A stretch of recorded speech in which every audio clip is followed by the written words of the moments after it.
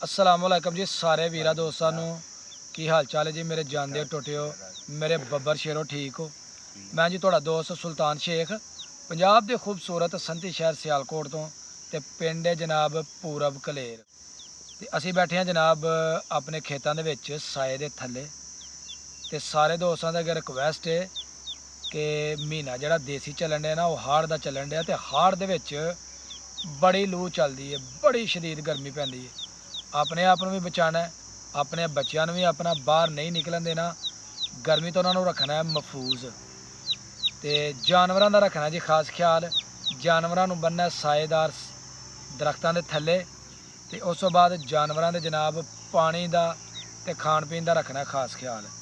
मेरे हत्थ दे ने जनाब छोटे छोटे प्यारे प्यारे चूजे तो यह जनाब असल सील जड़े चूजे ने ना चूचे उन्होंने बच्चे तो यह जरा मेरे हत्थ दे जनाब यह वे प्योर थाई का तो यह जनाब क्रॉस है तो यह रखे ने जनाब जाहद ने चूचे यह जनाब बड़े ही खूबसूरत ने तो जाहद को जानने जनाब इन्होंने चूचिया की जी है ना असल हकीकत कि चूचे जड़े ने जनाब इन्हें किन्ने दिनों के कढ़े ने मुर्गी ने तो किन्ने दिनों वैसे चूचे निकलते हैं। सलाम वालेकुम जी। वालेकुम सलाम जी। मुर्गे दे चूचे निकलते हैं 22 दिन बाद उस्ताद जी, पर मेरी मुर्गी ने आंडे मेरे को पहले दे पे हैं। मेरी मुर्गी ने 5 तरीक की मुर्गी बिठाई ही, मेरी मुर्गी ने 7 दिनों के 2 चूहे कढ़े ने ते 5 चूचे मेरे रात तक निकल आने ने। गर्मी बहुत ज़्यादा है, हीट ज़्यादा मिली है इन्होंने, 2 बच्चे निकल आए ने ते बाकी 5 आंडे ठुगरे ने।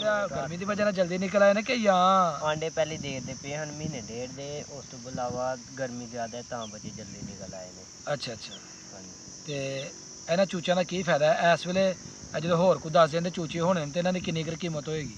इन्हों की होर 10 दिनों हो जाने 5-5 हज़ार थाई के चूचे की कीमत है। ये जनाब जरा कैमरामैन करीब आओ जी।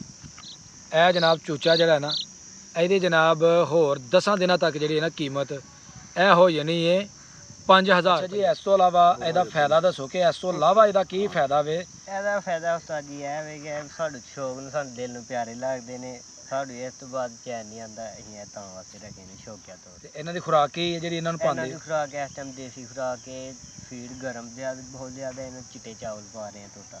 ਅੱਛਾ ਤੇ ਹੋਰ ਉਸ ਤੋਂ ਇਲਾਵਾ ਕੀ ਖਾਂਦੇ ਪੀਂਦੇ ਨੇ? ਇਹ ਖਾਂਦੇ ਪੀਂਦੇ ਬਸ ਟੋਟਾ ਖਾ ਰਹੇ ਨੇ ਤੇ ਗਲੂਕੋਸ ਇਹਨਾਂ ਨੂੰ ਪਿਲਾ ਲਿਆ ਗਰਮੀ ਦੀ ਵਜ੍ਹਾ ਨਾਲ ਗਲੂਕੋਸ ਦੇ ਰਹੇ ਤੇ ਉਂਝ ਬਾਹਰ ਦੇ ਰਹੇ ਤੇ ਪੈਲਿਆਂ ਦੇ ਵਿੱਚ ਜਿਹੜਾ ਕੀੜਾ ਮਕੌੜਾ ਹੁੰਦਾ ਉਹ ਖਾਂਦੇ ਰਹਿੰਦੇ, ਜ਼ਿਆਦਾ ਵੱਡੇ ਹੁੰਦੇ ਨੇ ਉਹਦੇ ਨਾਲ ਸਾਰੇ ਜੀ। ਠੀਕ ਹੋ ਗਿਆ जी। तुसीं सुनन दे हो जी ਇਹ ਥਾਈ ਦੇ ਤੇ ਕ੍ਰਾਸ ਚੂਚੇ ਦੇ ਜਿਹੜੇ ਨੇ ਨਾ ਜਨਾਬ ਸੂਰਤ ਹਾਲ ਤੇ ਇਹਨਾਂ ਨੂੰ ਨਾਲ ਪੁੱਛਨੇ ਆ ਕਿ ਗਰਮੀ ਦੇ ਵਿੱਚ ਇਹਨਾਂ ਨੂੰ ਕਿਹੜੀ ਅਖਤਿਆਰ ਦੀ ਜ਼ਰੂਰਤ ਹੈ? ਜੀ ਜਨਾਬ ਦੱਸੋ ਸਾਨੂੰ ਕਿ ਗਰਮੀ ਦੇ ਵਿੱਚ ਇਹਨਾਂ ਨੂੰ ਕਿਹੋ ਜਿਹਾ ਮਾਹੌਲ ਚਾਹੀਦਾ ਵੇ?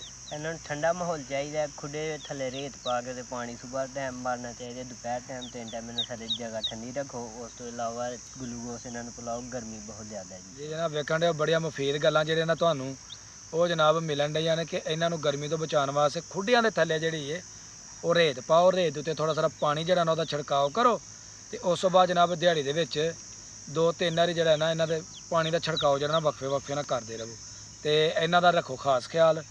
ਤੇ ਇਸ ਵੇਲੇ ਤੁਹਾਡੇ ਕੋਲ ਕਿੰਨੇ ਕੁ ਚੂਚੇ ਨੇ ਜੀ? ਇਸ ਟਾਈਮ ਸਾਡੇ ਕੋਲ 15 ਚੂਚੇ ਨੇ ਯਾਰ। ਤੁਹਾਡੇ ਕੋਲ ਤੇ ਬੇਬਾਹ ਚੂਚੇ ਨੇ, ਉਹ ਕਿੱਥੇ ਗਏ ਨੇ? ਮਰ ਗਏ ਨੇ, ਬਹੁਤ ਜ਼ਿਆਦਾ ਗਰਮੀ ਆਈ ਸੀ, ਪਿੰਡ ਗਏ ਹਾਂ ਪਿੱਛੇ। ਅੱਛਾ ਉਹ ਮਰ ਗਏ ਨੇ। ਚਲੋ ਜੀ, ਅੱਲਾਹ ਤਾਲਾ ਤੁਹਾਨੂੰ ਜਨਾਬ ਹੋਰ ਚੂਚੇ ਜਿਹੜੇ ਨਾ ਤਾਂ ਕਰੇ। ਤੁਸੀਂ ਬੜੀ ਮਿਹਨਤ ਕਰਦੇ ਚੂਚਿਆਂ ਤੇ ਜੀ ਤੇ ਉਮੀਦ ਕਰਾਂਗੇ ਜੀ ਤੁਹਾਨੂੰ ਸਾਡੀ ਅੱਜ ਦੀ ਵੀਡੀਓ ਲੱਗੀ ਹੋਏਗੀ ਚੰਗੀ। ਅਗਰ ਵੀਡੀਓ ਲੱਗੀ ਹੋਏ ਚੰਗੀ ਤੇ ਵੀਡੀਓ ਨੂੰ ਇੱਕ ਲਾਈਕ ਕਰ ਦੇਣਾ ਤੇ ਜਿਹੜੇ ਦੋਸਤ ਮੇਰੇ ਚੈਨਲ ਤੇ ਨਵੇਂ ਨੇ ਉਹ ਜਲਦੀ ਜਲਦੀ ਮੇਰੇ ਚੈਨਲ ਨੂੰ ਸਬਸਕ੍ਰਾਈਬ ਕਰ ਦਿਓ ਤਾਂ ਕਿ ਆਉਣ ਵਾਲੀ ਵੀਡੀਓ ਦਾ ਨੋਟੀਫਿਕੇਸ਼ਨ ਤੁਹਾਨੂੰ ਬਾਰ ਵਕਤ ਮਿਲਦਾ ਰਹੇ। ਮੈਨੂੰ ਤਾਂ ਬਾਈ ਇਜਾਜ਼ਤ, ਹਮੇਸ਼ਾ ਖੁਸ਼ ਰਹੋ, ਆਬਾਦ ਰਹੋ। ਅੱਲਾਹ ਹਾਫਿਜ਼।